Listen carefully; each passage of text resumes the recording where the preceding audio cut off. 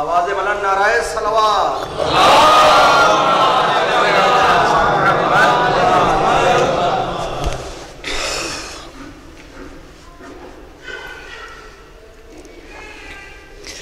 فاتحہ۔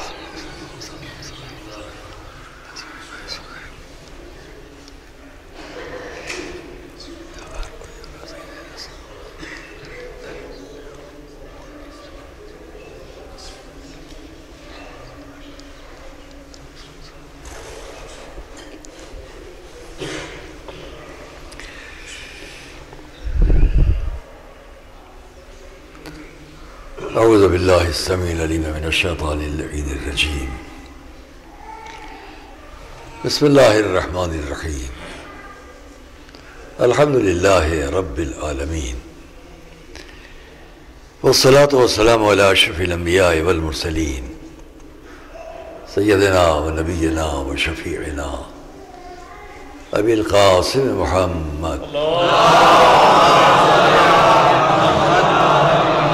وأہل بیتہ الطیبین الطاہرین المعصومین المظلومین الذین اذھب اللہ عنہم الرجس وطہرہم تطہیرا۔ برأۃ اللہ علی اعدائہم وقتلتہم وغاصبی حقوقہم اجمعین من الاولین والآخرین۔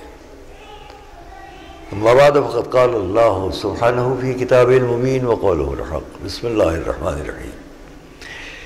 انما یرید اللہ لیذھب عنکم الرجس اہل البیت ویطہرکم تطہیرا۔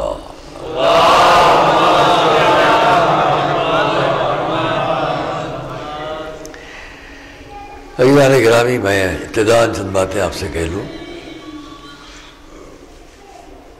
ظاہر ہے کہ پوری دنیا میں اس وقت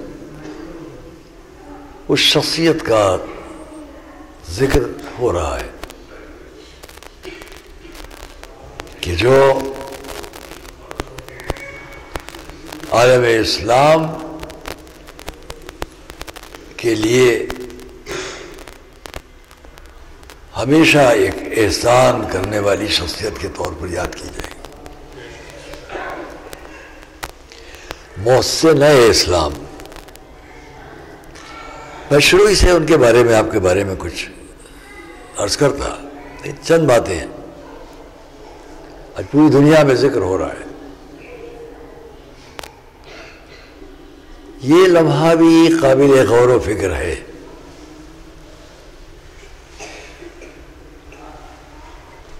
بہت اشارتاً کہوں گا، اس لیے کہ میں ان چیزوں پر یقین نہیں کرتا کہ مجالس میں ہم یہ فائدہ اٹھائیں کہ سامنے والا کچھ کہہ بھی نہ سکے اور ہم کہہ لے جائیں، نہیں اچھا لگتا۔ بات وہ کہیں کہ جس پر سامنے والا تو سن رہا ہو، جہاں بھی سن رہا ہو، اس پر کچھ بات کر سکے۔ لیکن یہ ایک حقیقت ہے کہ جو ہم نمایاں کریں گے ابھی ایک جملے سے، اور آپ لوگ اسے محسوس کریں گے، اور جہاں بھی میری آواز جا رہی ہو۔ میں نے محسنہ اسلام کہا، اسلام پر احسان کرنے والی شخصیت۔ عزیزان گرامی، مجمع کم ہے، سردی کا احساس ہوگا، اور اس وقت پورے شہر میں مختلف مواقع پر، مختلف جگہوں پر مجالس ہو رہی ہیں۔ کل یہی وقت میں بہت محترم شخصیت جناب ڈاکٹر اسد عباس صاحب کے حسینیہ قائمہ میں مجالس ہو رہی ہیں، کل میں وہاں پڑھ رہا تھا، پرسوں آن لائن گھر پر ایک مجلس پہ خطاب کر رہا تھا، کل جامعہ نازیہ میں خطاب ہوگا، اور اس وقت تمام شہر میں مجالس ہو رہی ہیں۔ یہاں ان مجالس کا منعقد ہونا مصلحتاً کیا گیا تھا، یہاں کوئی مجلس نہیں ہوتی تھی اس تاریخ میں، ان تاریخوں میں یہاں کوئی مجلس نہیں تھی۔ یہاں ہمارے برادر عزیز حجت الاسلام آغا مہدی مہدوی پور زیادہ فضل جب میرے گھر پر تشریف لائے اور انہوں نے آ کر مشورتاً کافی مدت کی پہلے جن کا وہ تشریف لائے، انہوں نے چاہا کہ ہم ان مجالس کا انعقاد کریں. خود حضرت آیت اللہ آقا سید علی خامنئی دعویٰ ذلوں کی طرف سے. آئیے ذرا جائے آپ لوگ. نعرہ صلوات.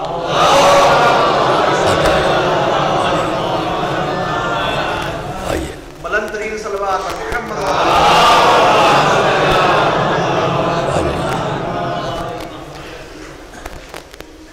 اس بزرگ شخصیت کی طرف سے اور بزرگوار کی طرف سے یہ مجالس یہاں قائم کی جائیں، وہ چاہتے ہیں. اس بات کو جب مجھ سے حضرت حجت الاسلام آقا مہدی بدوی پور نے مشورتاً ہمارے گھر پر تشریف لائے تھے، انہوں نے عزت بخشی، تو اس وقت ہم نے آپس میں بہت مشورت کے بعد یہ طے کیا یہ مجالس یہاں ہوں، سلطان آباد میں، کیونکہ اس اطراف لکھنؤ میں ہر جگہ بڑے بڑے اہتمام ہیں مجالس کے. اور یہ بھی میں کہہ دوں کہ بہت سے افراد کے ذہن میں رہتا ہے کہ نہیں، ادھر چند سال سے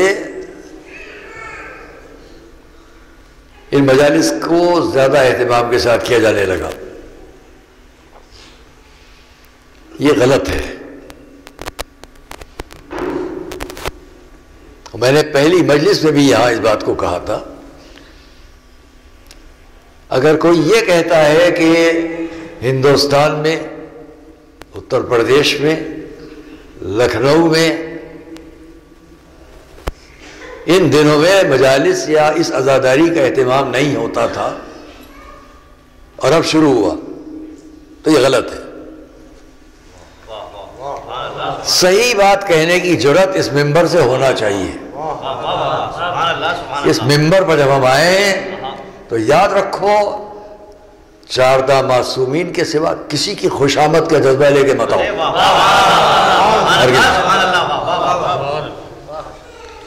جب یہاں سے حق کہنے کی عادت ڈالو گے تو وہاں بھی حق کہہ سکو گے. اگر یہیں ہم نے حق چھپا دیا تو وہاں کیا بیان کریں گے؟ صلوات محمد علیہ وسلم.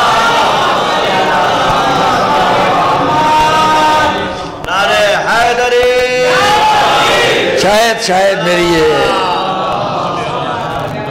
اور میں ایک بات ثبوت کے طور پر کہتا ہوں، جب پہلی ملاقات ہماری خود حضرت آیت اللہ العظمیٰ جناب سید علی خامنئی دامت ظلہ العلی، ان کے لیے دعا کرے کہ خدا ان کو صحت یاب رکھے، ہر طرح شفا یاب رکھے، اور ان کی سرپرستی میں ساری دنیا میں جو ملت اور قوم کے کام ہو رہے ہیں وہ ہوں. اس کی دعا کریں. آپ سب ایک صلوات بھیجیں. لیکن یہ خوشامد اس لیے نہیں ہے کہ ہم نے ان کی باتوں کو سن کر آپ سے بات نہیں کہہ رہے ہیں. بالمشافہہ آمنے سامنے بیٹھ کر بات ہوئی تھی. وہ چند لفظ یہاں بیان کر دوں ان مجالس کی مناسبت سے.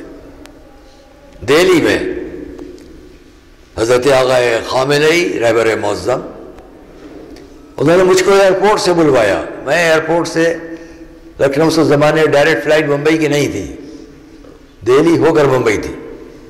میں دہلی شام کا وقت تھا، یہی وقت تھا تقریباً، ممبئی جا رہا ہوں، کاؤنٹر پر کھڑا ہوں، ٹکٹ یہ اور وہ ہونے والا ہے. 2-3 دانش جو، ان میں سے ایک کا نام لیتا ہوں، محمد علی بیمانی. اگر یہ میری آواز کہیں وہ دنیا میں پہنچ جائے تو میری تمنا ہے مجھ سے پھر ملیں. وہ ایئرپورٹ پر کچھ اور طلباء کے ساتھ آ گئے جو ایرانی طلباء تھے. انہوں نے کہا کہ آپ مولانا حمید الحسن جی، آپ ہم کو کچھ لفظیں کچھ وقت دے سکتے ہیں؟ فرمائیے.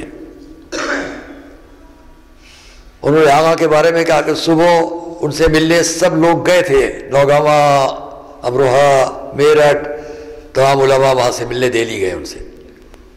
وہ لکھنؤ نہیں آ سکے. کیا آپ ان سے ملنے چلیں گے؟ میں نے کہا میری فلائٹ تھی وہ. کہا نہیں ابھی ٹکٹ آپ نے بک تو نہیں کیا. میں نے کہا نہیں کیا ہے. کہ تو رک جائیے، یہ دوسرا ٹکٹ آپ صبح کر لیجئے، وہ آپ سے ملنا چاہتے ہیں. باہر گاڑی کھڑی ہے، چل سکتے ہیں؟ مجھے نہیں معلوم انہیں کیسے خبر ہوئی. ہم تیار ہوئے، باہر نکلے، گاڑی کھڑی تھی، گئے. تقریباً 1.5-2 گھنٹے ہم لوگ ساتھ رہے. انہوں نے بڑی محبت اور بڑے اہتمام سے کھانے کا اہتمام بھی کیا سفارت خانے میں. انقلاب اسلامی کے آخری پہلے سفیر اور شہنشاہی کے آخری سفیر کا نام ہے آغا مجتہدی.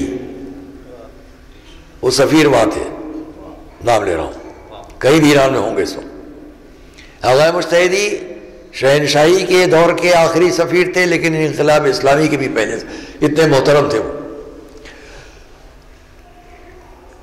کھانے پر صرف ہم 3 آدمی تھے. آغا تھے، میں تھا اور آغا مجتہدی تھے. میں اس لیے اس بات کو یاد دلا رہا ہوں، وہاں ہماری کچھ باتیں ہوئیں، 1 گھنٹہ 1.5 گھنٹے باتیں ہوئیں. میں نے 2-3 جگہوں پر ان سے یہ چاہا کہ یہ بات یوں نہیں ہونا چاہیے. بہت واضح لفظوں میں میں نے کہا نہیں، یہ بات یوں نہیں ہونا چاہیے، یوں ہونا چاہیے. اب میں اس کی تفصیل میں جاؤں تو بہت وقت آپ کا صرف ہوگا. انہوں نے ہماری 2 یا 3 باتیں سب منظور کی جو میں نے کہا. اور جب صبح ایئرپورٹ پہ میں تھا، پہلے یہاں پر اتنی بات تمام کر دوں، پھر اوپر سے نیچے جب ہم واپس آئے تو میں نے پلٹ کر دیکھا تو دیکھا وہ نیچے تک چھوڑنے آئے تھے. اوپر کی منزل سے سفارت خانے میں ہم کو نیچے تک چھوڑنے کے لیے آئے. 3 باتیں منظور کی. اس وقت ہمارے ذہن میں یہ بات پیدا ہوئی کہ یہ شخصیت کے جو ساری دنیا میں اپنی تقریروں کے ذریعے، اپنے خطاب کے ذریعے، اپنے خطبات کے ذریعے سے امام جمعہ و جماعت کی حیثیت سے تہران میں ساری دنیا میں ایک شہرت رکھتے ہیں، بہت دانشور ہیں، بہت مفکر ہیں، بہت سمجھدار ہیں، لیکن مجھ جیسے ایک شخص کی 3 باتوں کو انہوں نے منظور کر لیا. اس کا مقصد یہ کہ ان کے نفس میں کوئی تکبر، کوئی غرور، کوئی برائی نہیں ہے، بلکہ اگر صحیح بات سامنے آئے گی تو قبول کریں گے. کوئی صحیح بات کہے گا تو اس کو قبول کریں گے. اور صبح جب میں ایئرپورٹ پر تھا تو مجھے نہیں معلوم تھا وہ بھی ایئرپورٹ پر ہے. کوئی شخص دوڑا ہوا آیا، اس نے کہا کہ آغا آپ کو بلا رہے. میں نے کہا ان کا دوسرے کمرے میں گیا، اٹھے، گلے لگایا، اور اس کے بعد یہ کہا اب ہم ایران میں ملیں گے. اور پھر ایران سے مجھے خبر ملی کہ ایران پہنچ کر انہوں نے جملہ کہا میں ہندوستان گیا تھا اور میں چاہتا تھا کہ ہندوستانی مولوی سے ملوں. اللہ کا شکر ہے کہ انہوں نے مجھے ہندوستانی مولوی سمجھا. صلوات بھیجے مولا علیہ.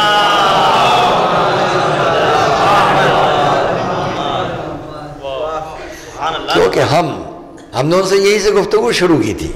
میں ہندوستان میں پیدا ہوا ہوں، اسی خاک میں پیدا ہوا ہوں، اسی خاک میں مل جانا ہے، اور میں جو بات بھی آپ سے کروں گا اس میں پہلے میرا ملک ہندوستان ہے، بعد میں دوسری بات ہے.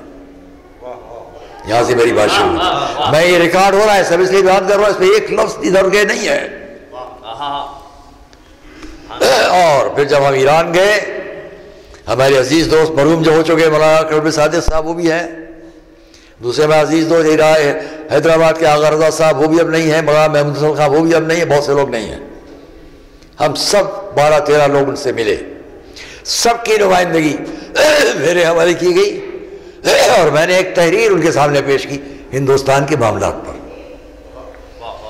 وہ انہوں نے قریب بیٹھے ہوئے جو ہمارے بہت اچھے دوست تھے اور بہت اچھے ہمارے محبت کرنے والوں میں تھے، حضرت آیت اللہ محمد علی شیخ محمد علی تصغیری، انہوں نے ان کے حوالے وہ تحریر کی اور یہ کہا اس کو بادل بما بدی 2 مرتبہ فرمایا. اور مجھ سے کہا جو تم نے لکھا تو ہم نظر کریں گے، ضرور غور کریں گے. کوئی خوشامد اس تحریر میں نہیں تھی، صرف اتنا تھا. اس مجمع کو گواہ بنا کے کہہ رہا ہوں، صرف اتنا تھا ہندوستان میں 12-15 منارہ نور ہیں. جو آپ دیکھتے ہیں نا بڑی بڑی سرچ لائٹس ہوتی ہیں، ان کی روشنی دور تک جاتی ہے، لیکن ہندوستان میں 12-15 منارہ نور ہیں، نور کے منارے ہیں جن کی روشنی پورے ہندوستان میں پھیلتی ہے. یہ 12-15 آپ کے بڑے پرانے دینی مدرسے ہیں. ان دینی مدرسوں کو طاقتور بنائیے، قوم خود سے طاقتور بنے گی. یہ وہاں بھی لکھ کر دیا جس کے گواہ اس وقت میں فوری طور پر نام یاد آ رہا ہے مولانا صفی حیدر صاحب ہیں، محتمے میں تہذیب المکاتب، وہ بھی وہاں ہیں، ان کے بھی دستخط ہے اس پر. ہم نے پیش کیا ان کو. کہیں اپنی ذات کی بات ہم نہیں کرتے ہیں، جہاں جاتے ہیں اپنی قوم کی بات ہوتی ہے، اپنے ملک کی بات ہوتی ہے، اور الحمدللہ کہ وہ اس کو پسند کرتے ہیں. کہیں بھی ایران کا کوئی مرجع، کوئی عالم آج تک مجھے ایسا نہیں ملا عراق و ایران کا کہ جو اس کو پسند کرے جو ہمارے ملک سے غداری کرتا ہو. ہمارے ملک کے سربراہان مملکت کو یہ یاد رکھنا چاہیے کہ جن سے ہمارے رابطے ہوتے ہیں وہ انہی لوگوں کو پسند کرتے ہیں ہندوستانیوں میں جو ہندوستان کے بھی وفادار ہوں. بڑے صلوات محمد. ایسا نہیں ہے.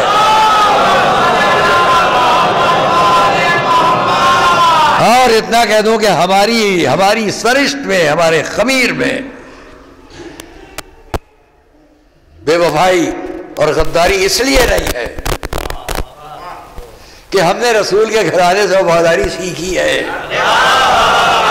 صلوات محمد علیہ محمد سیکھی ہے.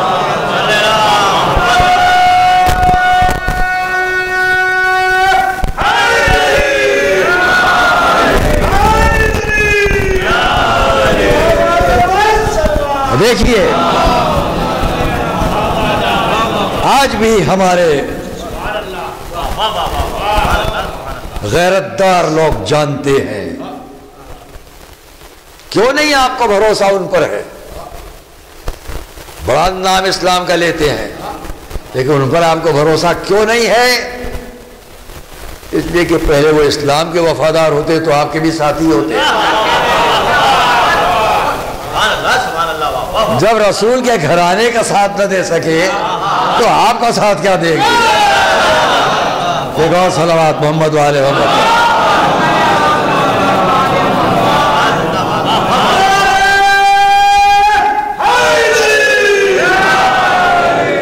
بے وفا قوم، بے وفا لوگ.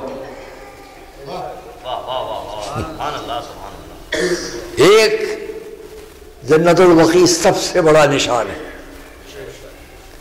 حد فاصل ہے. اس کو یہ نہ کہیے کہ سب سے پہلا مقبرہ مسلمین،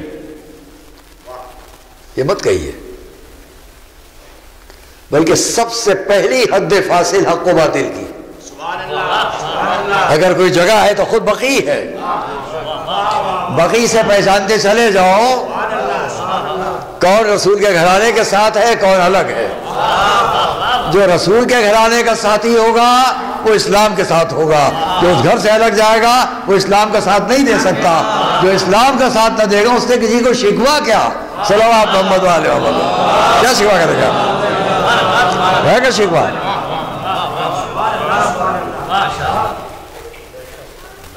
میں نے اس لیے یاد دلایا لکھنؤ، جس کو آج جن لفظوں میں بھی یاد کیا جائے، میں اس کے لیے اپنا فقرہ پیش کرتا ہوں. یہ سب دن کیا ہے، یہ مجلسیں کیا ہے؟ ایک فقرے میں بہت سمٹے کی بات یاد رکھیے گا.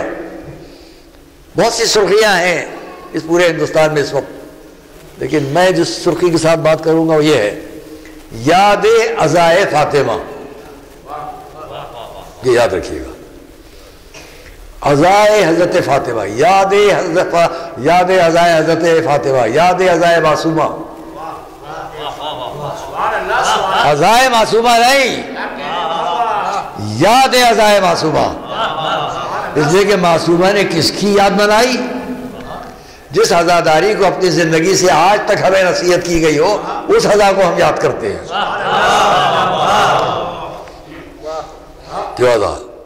بقیع میں جا کے کون عزاداری کس کی کرتا تھا؟ جب اہل مدینہ پریشان ہونے لگے تو ایک ہی بات تو آئی فرمائش، تو ہماری آپ کی شہزادی اس گوشے میں چلی جاتی تھی. وہ عزا جو اس کی یاد ہے. کربلا، کون میرے بچے میں روئے گا، اس عزا کی یاد ہے. اس لیے میں نے کہا یاد عزائے معصومہ. جس کی عزاداری وہ کرتی تھی وہی عزاداری ہم بھی کرتے ہیں. ہاں، اس سے صرف ان کو یاد کرنا ہے. مسائل میں عرض کروں گا کچھ آپ کے سامنے. بہت کچھ کہنا تھا لیکن میں نے ان باتوں کو اس لیے کہا کہ آج لکھنؤ بقیع کی نقل یہاں ہے.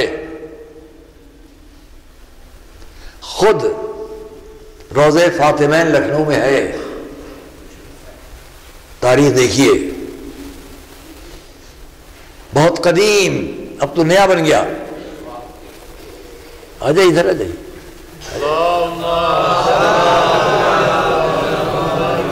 آگے نہیں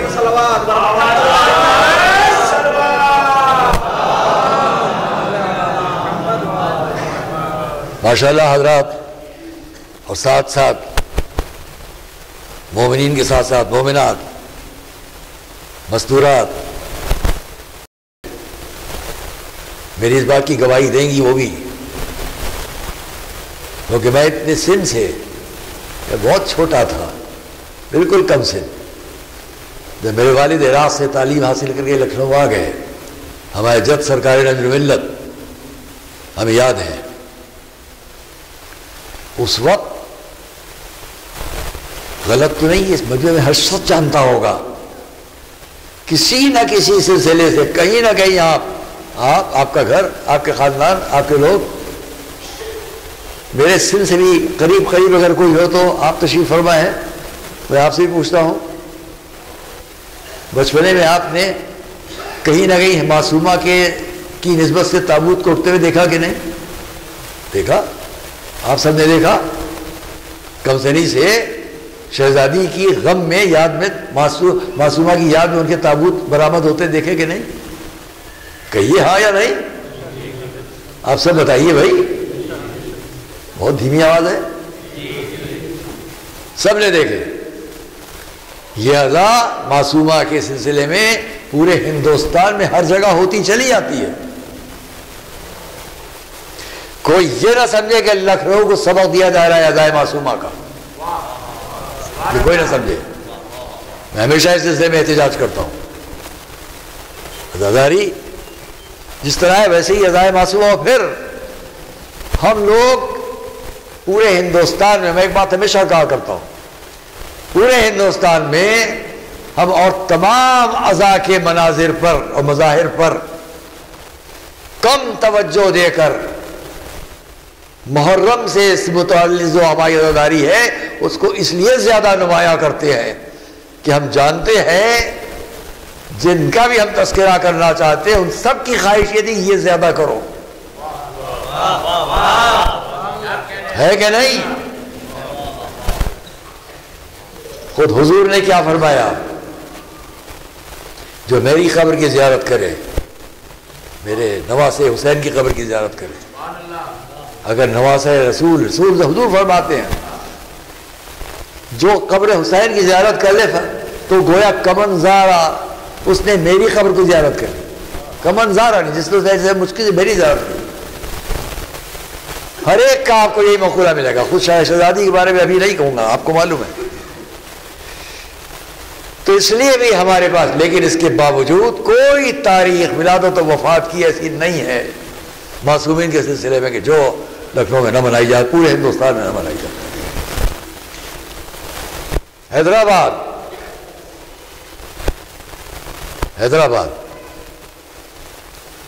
ہم گئے، مجلسیں پڑھی ہیں.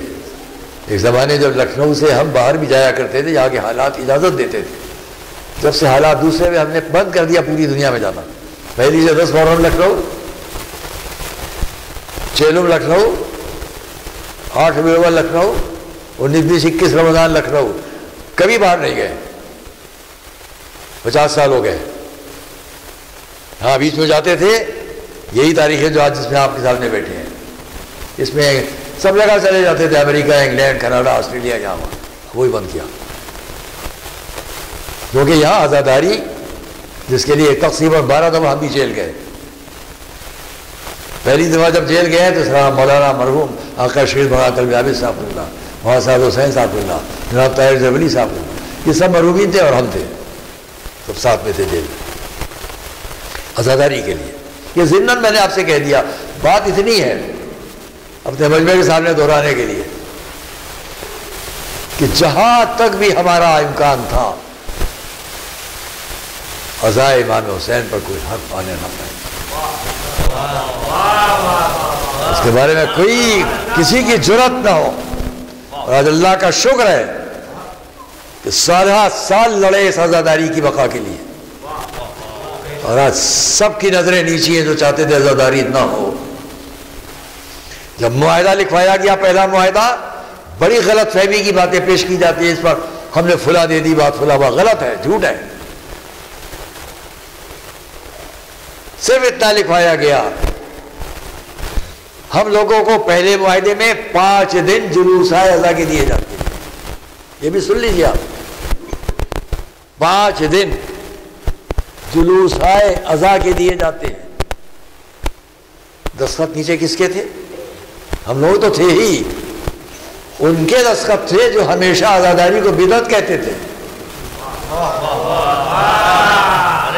پوری دنیا کے شیعوں کی جیت تھی اس بات پر کہ عزاداری کو بدعت کہنے والے نے دستخط کیا نیچے کہ 5 دن شیعوں کو عزاداری کے دیے جاتے ہیں۔ انہیں کیا ملا؟ ایک جلوس جس کا نام وہ خود رکھیں۔ یہ ہے پہلا معاہدہ، 5 کا معاہدہ، 5 جلوسوں کا۔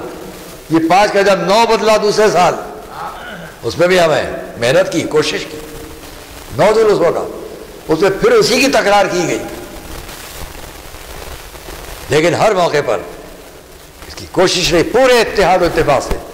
ان معاہدوں میں میں ایک بات اور بھی کہہ دوں یہاں آپ سے، آج پہلی بار ممبر سے کہہ رہا ہوں، ان معاہدوں پر جن لوگوں کے سر فہرست دستخط ہے، سب سے پہلے بے شک میرے دستخط ہے، مقابلے میں اہل سنت حضرات کے دستخط ہے، پھر ہم لوگوں میں جن لوگوں کے پہلے دستخط ہے، میں ہوں، میرے بعد مولانا آغا روئی صاحب کے دستخط ہے، پھر اس کا جواب کر جواد صاحب کے دستخط ہے، پھر اور لوگوں کے ہیں۔ پہلا معاہدہ سن 98-99 کا، لیکن یہ بات کر لوں میرا 4-6 مہینے نہیں گزرے تھے، معاہدہ ہوا تقریباً محرم سے قریب، محرم، صفر، ربیع الاول، ربیع الثانی، جمادی رجب، صرف 7 مہینے کے بعد 22 رجب میرے گھر پر میرے دوست مرحوم خطیب اکبر مولانا مرزا محمد اطہر صاحب، میرے عزیز ترین دوست حکیم امت مولانا ڈاکٹر طلب صادق صاحب 22 رجب کی نظر چکھنے دونوں آئے۔ جب آئے تو میں نے ان سے کہا آپ لوگوں کا یہ وعدہ تھا کہ جو ہم لوگ طے کریں اس میں آپ ساتھ ہیں، آپ لوگ تو نہیں تھے معاہدے کے وقت، تو دونوں نے کہا ہم اب بھی ساتھ ہیں۔ ہم نے کہا کہ آپ لکھ کے دیجئے، یہاں اعلان کر رہا ہوں، دونوں کے دستخطی تحریر میرے پاس موجود ہے کہ جو معاہدہ ہوا ہے اس میں آپ پوری طرح ساتھ میں ہیں۔ صلوات پڑھیں محمد والے۔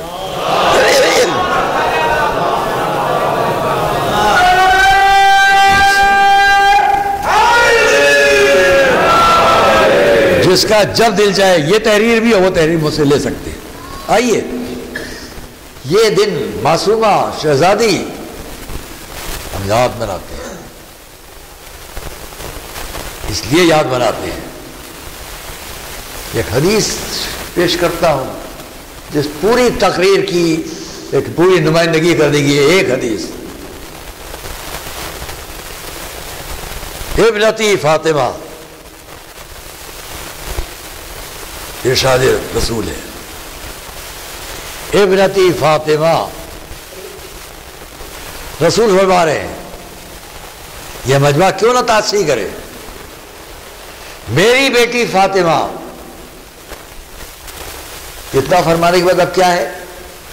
ما تکاملت النبوہ لنبی الا وقد اقر بفضلها ومحبتها۔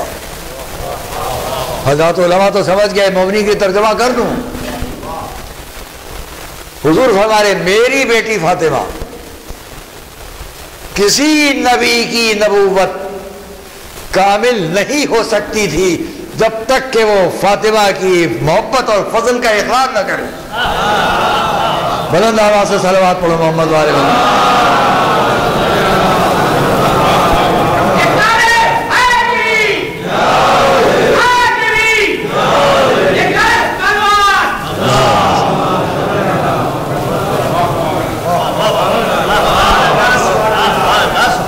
اچھا ایک بات اور کہوں آپ سے، بس صرف یہی مجلس ہے بھائی آپ کی، ایک بات اور کہوں، تمام علماء اسلام سے میں اپنے رخ سے اپنے انداز سے بات کہوں گا، آپ سے مل کے پہلے ایک صلوات پڑھیں محمد والے۔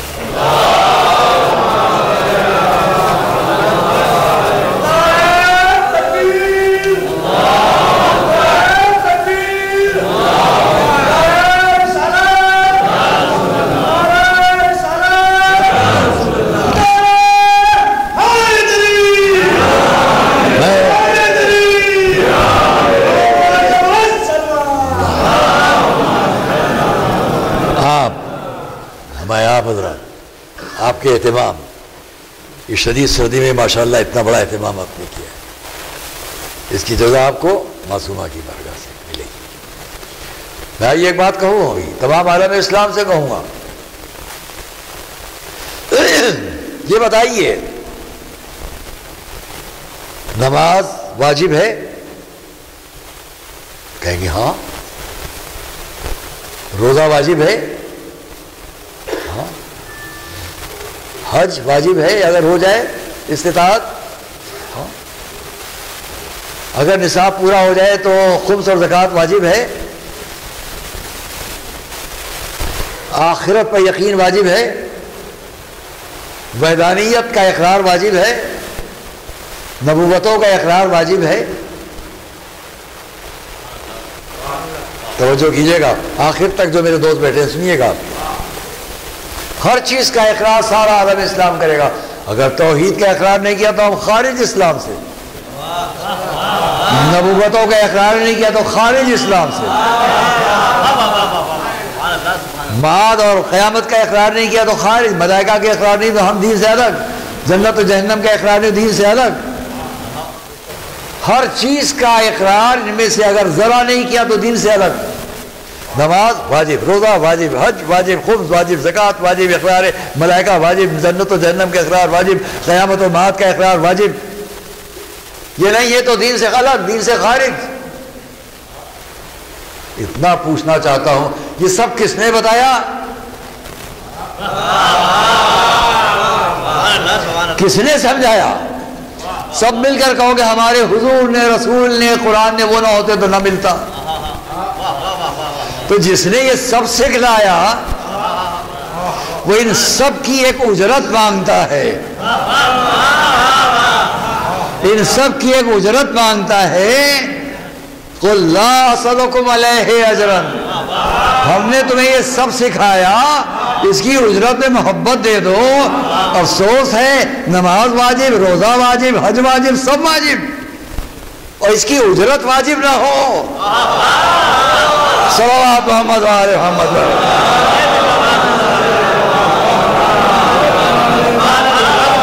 اگر یہ اجرت نہیں دی،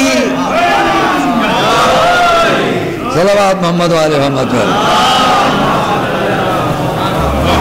یہ اجرت نہ دو گے تو کچھ نہیں ملے گا۔ نماز واجب۔ ارے بھائی امام باڑہ کیوں بنا تھا؟ آپ سب بیٹھے ہو، یہاں ذکر ہو، یہاں بیٹھ کے معاذ اللہ معاذ اللہ بلا ترتیب کو قوالی شروع کر دے، سارا مجمع احتجاج کرے گا۔ یہ کیا ہو رہا ہے؟ جس کے لیے بنا تھا اس کو تو یاد رکھو۔ پورا اسلام جس کے ذریعے میں سے ملا، اس نے کیا کہا؟ کوئی سوال نہیں کرتا اپنی اس نبوت کے مقابل، کار نبوت کے مقابل، میرے اہل بیت کی محبت، یہ سب واجب ہو اور وہ بس سن کے نکل جائے، محبت اہل بیت کا اعلان سن کر نکل جائے۔ سبحان اللہ سبحان اللہ۔ ہمارے ایک بزرگ جس کی بات مجھے یاد آتا ہے، جس کے نام سے یاد آتا ہے، میں اسے بیان کر دیتا ہوں۔ سابقین میں ہمارے مسلو وائزین کے بہت بڑے ایک بزرگ مبلغ وائز تھے، بعد میں ان کا بڑا نام پوری دنیا میں ہوا، امام جماعت بمبئی میں بھی تھے، ہر جگہ تو ان کا بہت بڑا نام، ان کے بیٹے آج دنیا میں بڑا نام کیے ہوئے ہیں، جناب مولانا وزیر حسن صاحب اللہ، یاد آ گیا مجھے، میں ان کی بات آپ کے سامنے دہرا کے بیان کو اور مختصر کروں۔ انہوں نے اس بات کو کہا، اگر کوئی انسان ہے، اس کی انگلی کٹ جائے، کیا وہ انسانیت سے خارج ہو جائے گا؟ کوئی کہے گا اب یہ انسان نہیں، اس کی انگلی کٹ گئی، ہاتھ کٹ گیا، خدا خواستہ، کوئی کہے گا یہ انسان نہیں رہ گیا، ہاتھ نہیں اس کا، آنکھیں نہیں رہ گئی، آپ کہیں گے یہ انسان نہیں ہے؟ ہاتھ کٹ جائے، پیر کٹ جائے، کچھ بھی ہو جائے، جب تک جسم میں روح ہے، ان کا قول ہے یہ، جب تک جسم میں روح ہے وہ انسان ہے، کچھ بھی اعضاء کٹتے چلے جائیں۔ تو انہوں نے کہا یوں ہی یاد رکھو، جسم اسلام ایک ہے، نماز اس کا ہاتھ، روزہ اس کا ہاتھ، یہ سارے ارکان، حج، زکوٰۃ اعضائے جسم اسلام ہے، اور محبت اہل بیت روح ہے جسم اسلام ہے۔ روح ہٹی جسم مردہ ہے۔ صلوات محمد والے محمد۔ روح ہٹی جسم مردہ جسم کا بہت مٹی ہے، خاک ہے۔ اور میں اسی لیے ایک بات اور کہوں گا، تمام اسلام عقل و دانش کا دین ہے۔ قرآن نے کہا لعلکم تعقلون، شاید کہ تم عقل استعمال کرو۔ میں نے اس پر الگ لکھا ہے اس لیے کہ تقریباً اس 2 سال میں ہمارے 250 250 350 مضامین شائع ہو چکے ہیں۔ میں بھی پچھلے جمعے میں نے لکھا ہے، ہر جمعے کو شائع ہوتا ہے۔ ایک دوسرا سلسلہ چل رہا ہے جس کی 34ویں قسط کل شائع ہوئی ہے جمعے میں، خوشی اور غم۔ اس پر 18 قسطیں ہو چکی ہیں، اور اس سے متعلق جو دوسری ہے وہ 34 ہو چکی ہے۔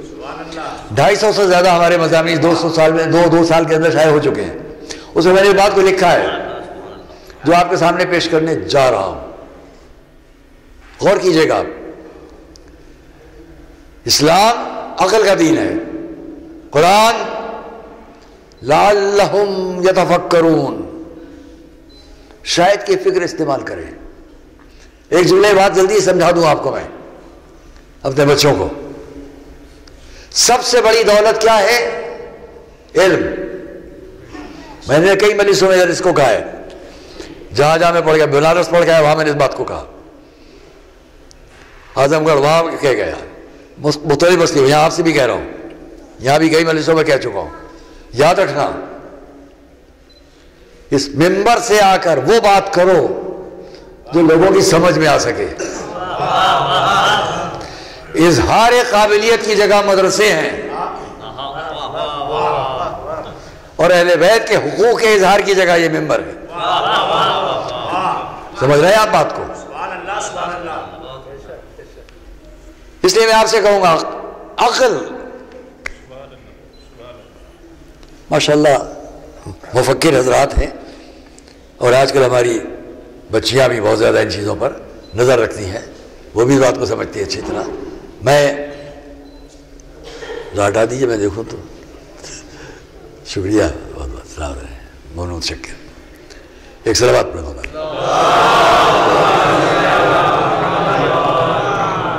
ہمارے سامنے ایک بات عرض کر رہا ہوں خدمت میں کہ جو سب کے نزدیک ہے علم علم علم علم، میں ایک لفظ بڑھا کے کہوں گا، وہ کہتا جا رہا ہوں، ہر جگہ کہہ رہا ہوں، ہماری پوری قوم کی عالم اسلام میں سب سے بڑی ہماری قوم ایک منفرد کیفیت رکھتی تھی۔ منفرد کیا تھی؟ علم کا شوق سب کو ہے، علم کا ذوق بھی سب کو ہے، اور علم پھیلانے کے لیے بڑی درسگاہیں، یونیورسٹیز اور کالجز سب ہیں۔ علم پر زور دینے میں تمام دنیا ہے۔ میں بھی کہوں گا علم بہت بڑی دولت ہے، لیکن آپ سب سے سوال ہے میرا، خود یہ بتائیے علم کی دولت کیا ہے؟ علم بہت بڑی دولت، علم کی دولت کیا ہے؟ جہاں تک میرے نوجوان بچے سن رہے اس کو سمجھیں، علم بہت بڑی دولت ہے، مگر علم کی دولت تعقل ہے، تفکر ہے، فکر ہے۔ اگر فکر نہیں تو علم بیکار ہے۔ علم کو گہرائی تک لے جانے والی شے فکر ہے، اور سطح پر پھیل جانے والی بات صرف علم ہے۔ سطحیت ہٹاؤ۔ اور اس لیے اسلام صرف علم کی بات نہیں کرتا ہے، تعقل و تفکر و تدبر کی بات کرتا ہے۔ اور اس لیے قرآن نے جگہ جگہ کہا ہے لعلکم تعقلون، شاید کہ تم عقل استعمال کرو، لعلہم یتفکرون، شاید کہ وہ فکر استعمال کریں۔ یہ میں نے اس لیے کہا آپ سے بیچ میں رہ کر، عقل و فکر، بات کو تمام کروں، عقل و فکر علم کی دولت ہے۔ اب آئیے ہم اپنے حضور کا ایک قول نقل کریں، جہاں آپ نے فرمایا اول ما خلق اللہ نوری، اللہ نے سب سے پہلے میرا نور پیدا کیا، ہے کہ نہیں؟ سب کو معلوم ہے۔ ایک اور قول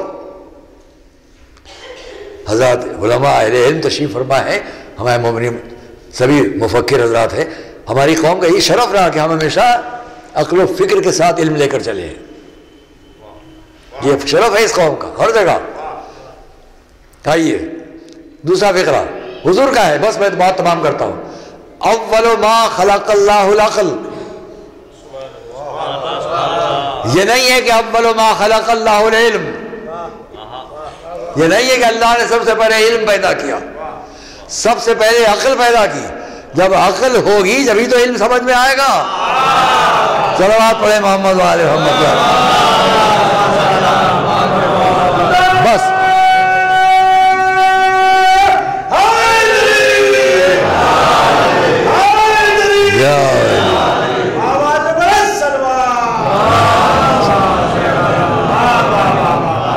عقل ہوگی تو علم سمجھ میں آئے گا، اور عقل ہوگی تو ہر بات سمجھ میں آئے گی۔ عقل ہوگی نماز بھی سمجھ میں آئے گی، روزہ بھی سمجھ میں آئے گا۔ نماز روزہ تو سبھی پڑھتے ہیں، سبھی رکھتے ہیں، ہے کہ نہیں؟ لیکن ایک نماز بے سمجھے پڑھنا وہ بہت سے لوگ پڑھتے ہیں، ایک نماز سمجھ کے پڑھنا وہ کچھ لوگ پڑھتے ہیں۔ نہیں گیا ذہن آپ کا؟ جو سمجھ کے پڑھتے ہیں وہ امام شافعی کا قول یاد رکھتے ہیں، من لم يصلی علیکم لا صلاۃ لہ، اے اہل بیت رسالت جو آپ پر صلوات نہ پڑھے اس کی نماز ہی نہیں ہے۔ سمجھانے کے لیے بات کر رہا ہوں، ایک صلوات پڑھے اور محمد آل بس۔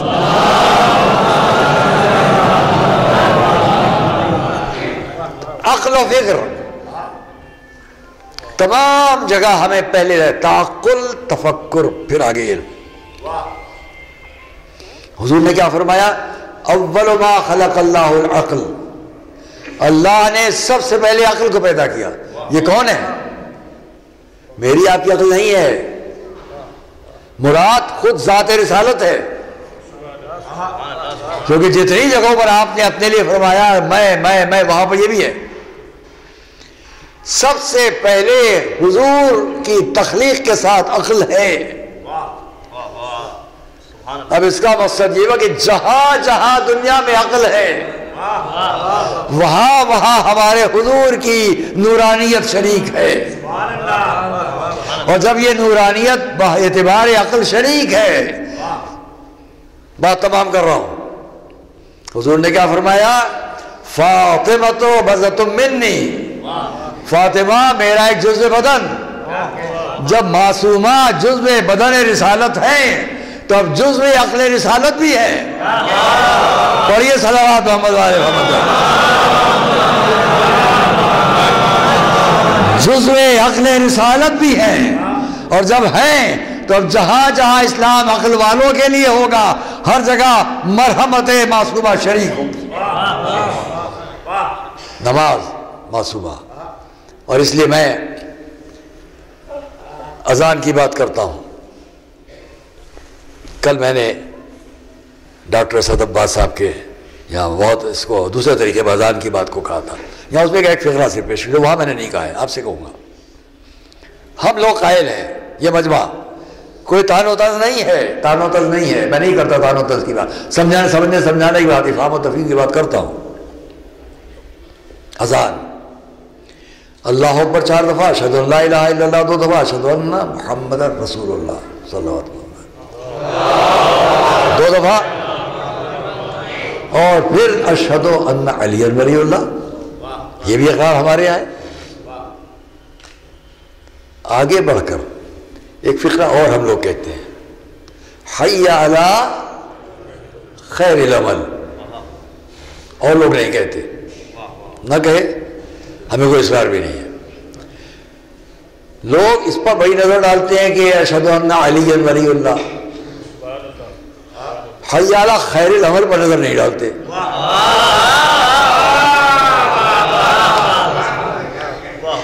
کیونکہ یہ سمجھنا بھی عقل کی بات ہے. صلوات پڑھتے جائیں ساتھ ساتھ محمد والے. بلند آواز سے پڑھے تو میں آپ یاد کروں.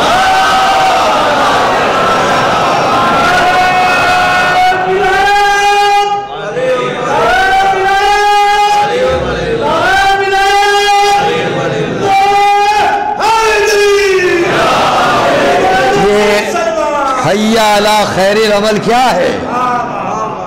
آج کی مجلس بسی و تمام. اشہد ان علی، حضور نے کیا فرمایا؟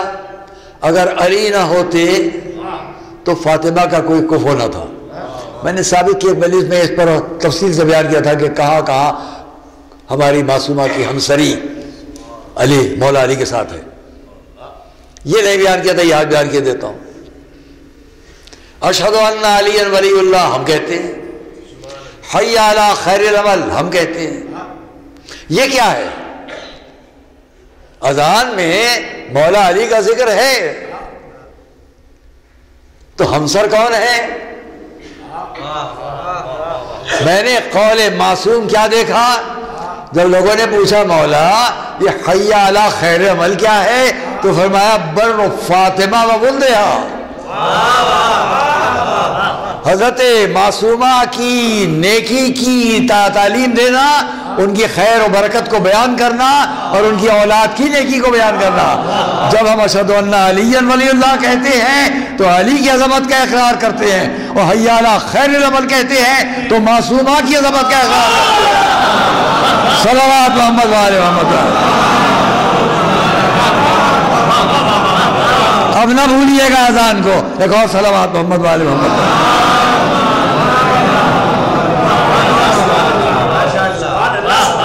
ذکر معصومہ اذان میں ہے حی علی خیر العمل کے ذریعے، اور اسی لیے ہم دونوں کا بڑی پابندی سے کہتے ہیں.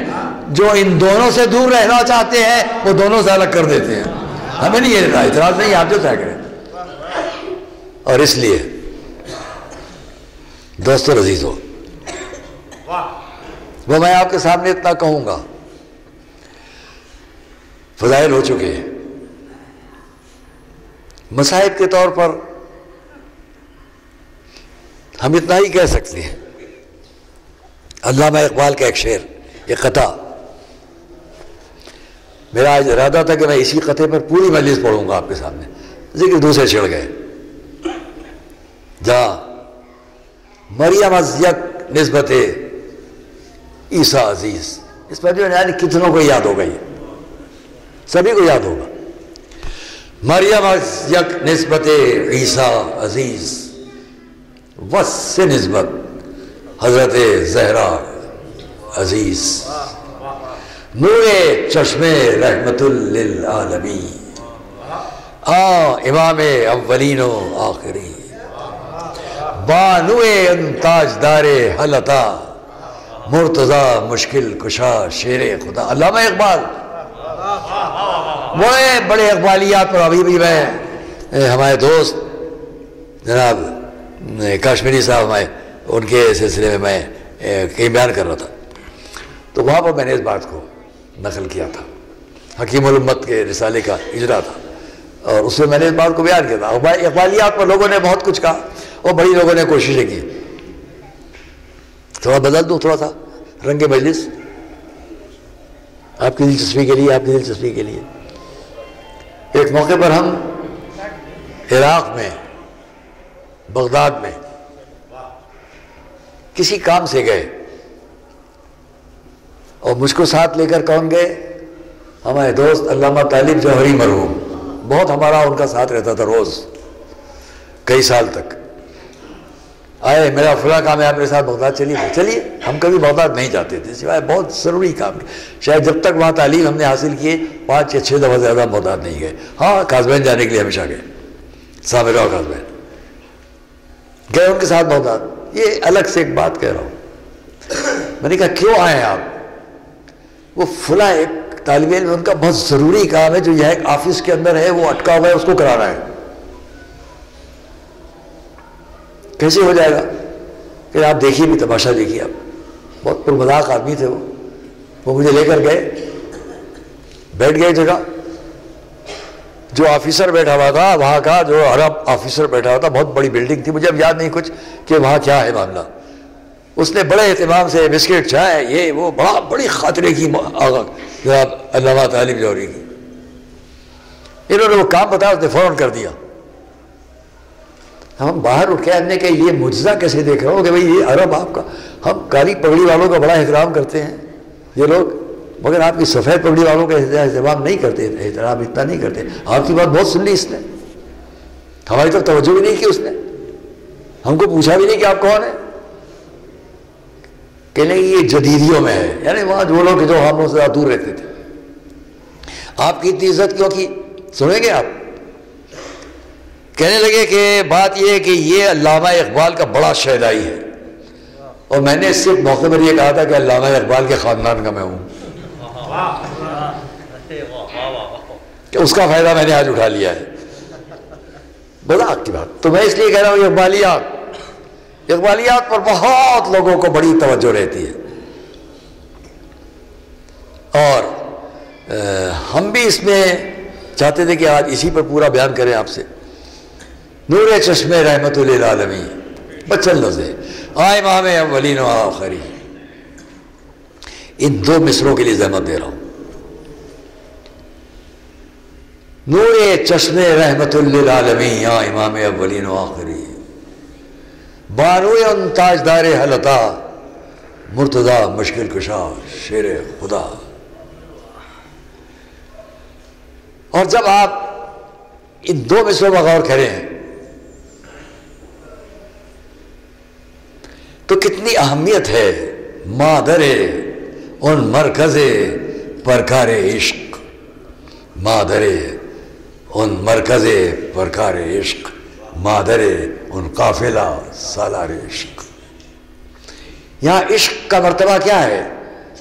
مجھے ایک ایرانی شاعر، ایک ایرانی ادیب کا ایک فقرہ یاد آتا ہے، ایک ایران کے ایک بڑے ادیب کا ایک فقرہ ہے جس میں اس نے کہا ہے، فلک یا قطرہ دریائے عشق است۔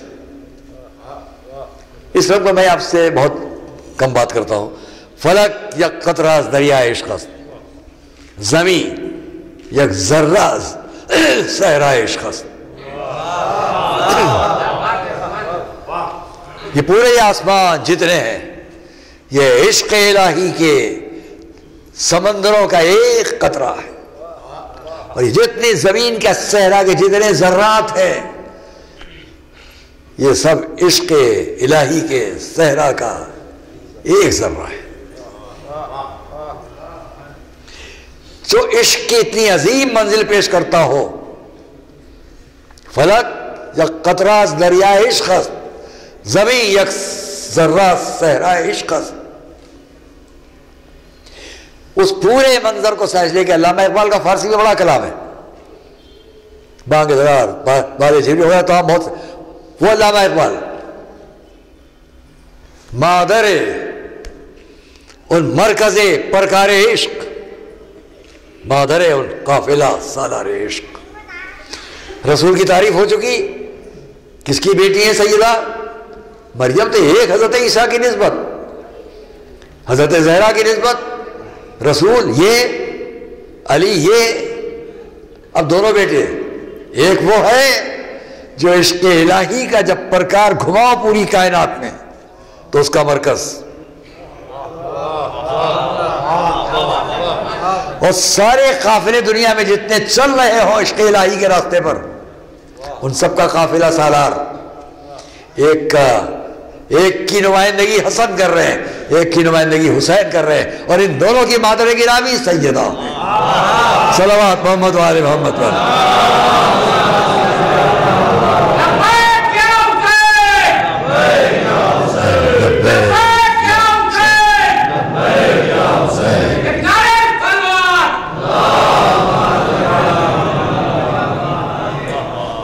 عزیزان گرامی، بہت وقت لیا معذرت کے ساتھ، لیکن آخری فقرہ کیا ہے؟ مادر ان قافلہ سالار عشق۔ کس کی ماں ہے؟ جس نے ساری دنیا کو بتلایا کہ محبت الہی کیا ہوتی ہے، جس نے ساری دنیا کو سمجھایا. پھر مجھے یہاں پر ایک اور بزرگ کا ایک فقرہ یاد آ گیا ہے. ہم سے آپ کو اسی باتیں بہت سننے کو ملے گی لیکن وقت نہیں ہے. زندگی بھی اب آخری دور میں ہے. چند لفظیں آپ سے اور کہہ لوں. عزیزم مولانا صفی حیدر صاحب کے ماموں ہمارے بہت بزرگ تھے جنہوں نے تنظیم المکاتب کو قائم کیا. جناب مولانا غلام عسکری صاحب قبلہ اپنے دور کے بے پناہ خطیب اعظم ان کا لقب بھی تھا. خطیب اعظم یا مولانا صفی تحسین صاحب قبلہ یا جناب مولانا اولاد حسین للن صاحب قبلہ اور یا خود جناب مولانا غلام عسکری صاحب قبلہ. ان کا فقرہ ہے. دنیا اور دیکھو، لا الہ الا اللہ کی حقیقت کو اگر سمجھنا ہو تو کربلا میں آ کے سمجھو. مولانا غلام عسکری صاحب کا فقرہ، کربلا کے صحرا میں آ کے سمجھو. کون دنیا میں لا الہ الا اللہ کا انکار کر سکتا ہے؟ زبان سے لا الہ الا اللہ کہنا اور ہے اور اپنے خون سے لا الہ الا اللہ لکھنا اور ہے. کربلا کے صحرا میں امام حسین نے اپنے خون سے، اپنے گھر والوں کے خون سے جو لا الہ الا اللہ لکھا ہے وہ قیامت تک مٹایا نہیں جا سکتا. خون حسین لا الہ الا اللہ، خون علی اکبر لا الہ الا اللہ، خون ابو الفضل عباس لا الہ الا اللہ، کٹے ہوئے شانوں سے لا الہ الا اللہ. ہاں دوستو، اس لیے ہماری اور آپ کی شہزادی بابا کی گود میں اپنے بیٹے کو دیکھا. رسول کبھی آسمان کو دیکھتے ہیں، کبھی اپنی گود کو دیکھتے ہیں. آسمان پر محرم کا چاند چمک رہا ہے، آغوش میں فاطمہ کا چاند. دیکھا رسول کی آنکھوں میں آنسو، پوچھا بابا یہ آنسو کیوں؟ بیٹی میں دیکھ رہا ہوں تیرا یہ بیٹا بڑے ظلم و ستم سے شہید کر دیا جائے. تو اتنا پوچھا بابا پھر میرے لال پر روئے گا کون؟ بیٹی اللہ ایک امت کو پیدا کرے گا اور اس روایت میں بھی عورتوں کا لفظ پہلے ہے، تبکینا نساءہم علی نسائہم. جس کی عورتیں اس کی عورتوں پر روئیں گی، جس کے مرد اس کے مردوں پر روئیں گے.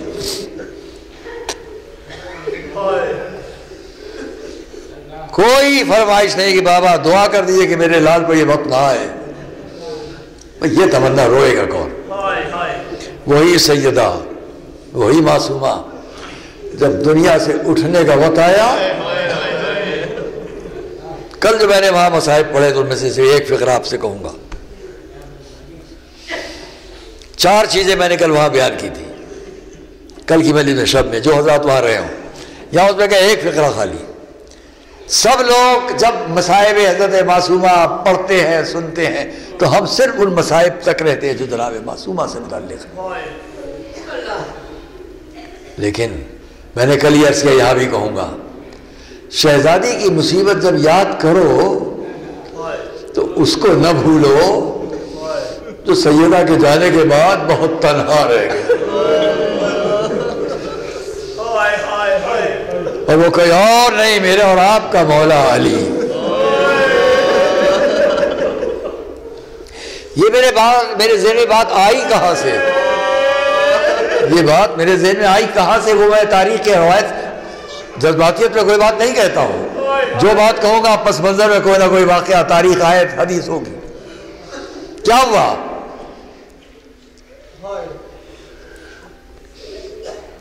مولا علی مسجد میں ہے، پیغام پہنچا آپ کو بنت رسول نے یاد کیا ہے.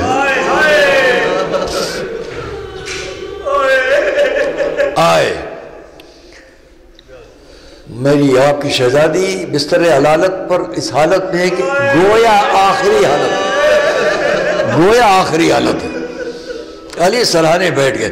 جس فقرے کے لیے زحمت دے رہا ہوں، علی سرحانے بیٹھ گئے.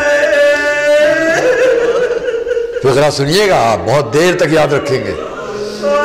میں نے اسی لیے کہا کہ معصومہ سے متعلق مصائب بھی ہوں لیکن اپنے مولا کو بھی یاد رکھیں. ہم آئے، بیٹھ گئے. شہزادی نے دیکھا. پہلا سوال یہ تھا، اے ابو الحسن میرے آپ کے ساتھ میں کبھی آپ نے مجھ سے کوئی کوتاہی تو نہیں پائی؟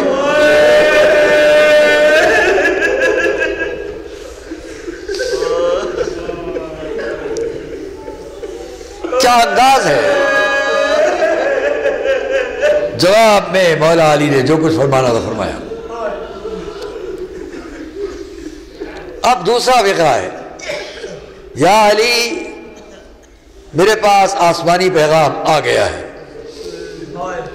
میں آپ سے جدا ہونے جا رہی ہوں، جدائی کا وقت آ گیا ہے۔ ان کے الفاظ منوان نقل نہیں کر پا رہا ہوں، آسمانی پیغام آ چکا ہے، خواب دیکھ لیا ہے، اب میں آپ کے ساتھ بہت تھوڑے وقت تک ہوں، اب جواب سنیں گے آپ؟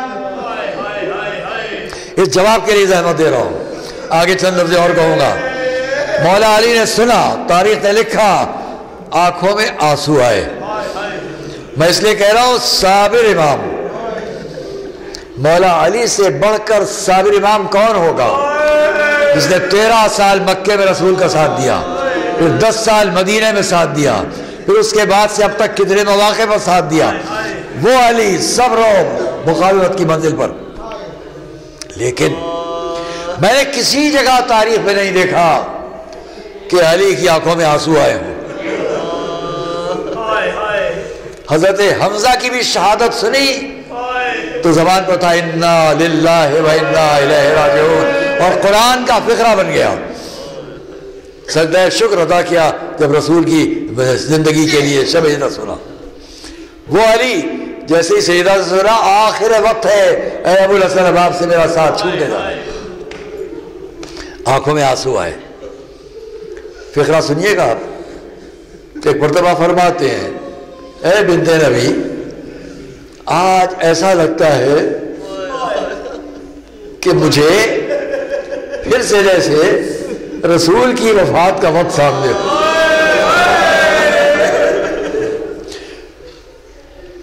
آگے کا فقرہ، ایسا لگتا ہے جیسے آج پھر سے رسول کی وفات کا وقت آیا ہو۔ اور یہ فقرہ بڑا قیمتی ہے۔ سیدہ یہ بتائیے، آپ کے جانے کے بعد علی کو تسلی دینے والا کون ہوگا؟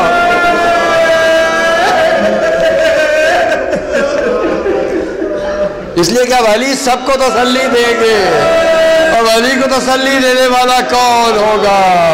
یہ زندگی کا ساتھ تھا جو سیدہ سے علی کو حاصل تھا۔ ہاں بتایا کہ سیدہ نے وصیتیں کی، شب کے اندھیرے میں اس تابوت میں یہ لوگ ہوں گے شریک، یہ شریک نہیں ہوں گے، یہ نشان قبر وہ نہ ہو، یہ جو بنت امیس نے کہا اس طرح سب کچھ ہو۔ ساری وصیتیں سیدہ نے کر لی، اور پھر وہ وقت بھی آیا کہ میرا آپ کا صابر امام وصیت معصومہ کے مطابق غسل دے رہے ہیں، کفن پہنا رہے ہیں۔ جب سارے کام کر چکے،